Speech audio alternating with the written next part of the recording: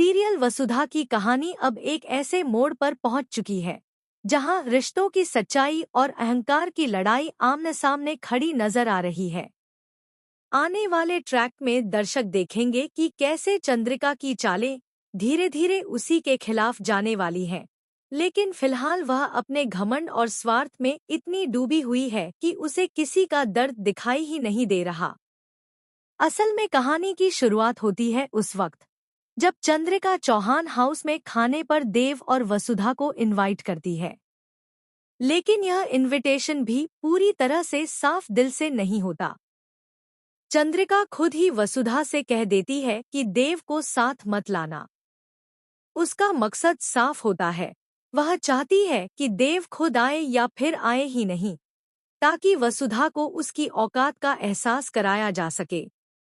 देव जब खाने पर नहीं आता तो चंद्रिका को ऊपर से बुरा तो लगता है, लेकिन अंदर ही अंदर वह यही मान लेती है कि शायद वसुधा ने ही कोई नाटक किया होगा। तभी चंद्रिका के पति उसे बताते हैं कि कहीं ऐसा तो नहीं कि देव की तबीयत सच में खराब हो।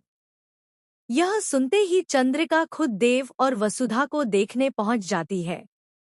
वहां पहुंचते ही चंद्रिका सवालों की बौछार कर देती है। वह पूछती है कि आखिर दोनों खाने पर क्यों नहीं आए।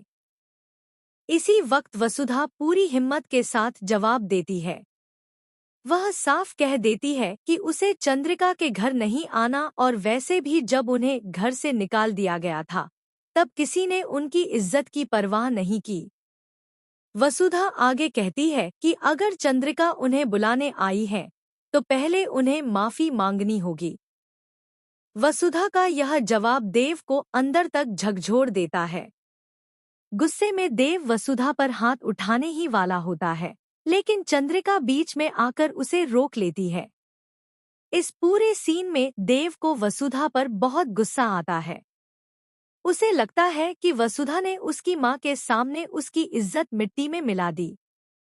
वहीं दूसरी तरफ चंद्रिका मन ही मन बेहद खुश हो जाती है। उसे यह देखकर तसल्ली मिलती है कि आज भी देव के लिए उसकी मां ज्यादा अहम है, न कि उसकी पत्नी। लेकिन यहीं से कहानी धीरे धीरे करवट लेने वाली है। चंद्रिका को भले ही अभी खुशी मिल रही हो, लेकिन आने वाले समय में वही चंद्रिका अपने फैसलों पर पछताती हुई नजर आएगी। उसे एहसास होगा कि वह सिर्फ अपने स्वार्थ के लिए देव और वसुधा के रिश्ते में दरार डाल रही है। अब कहानी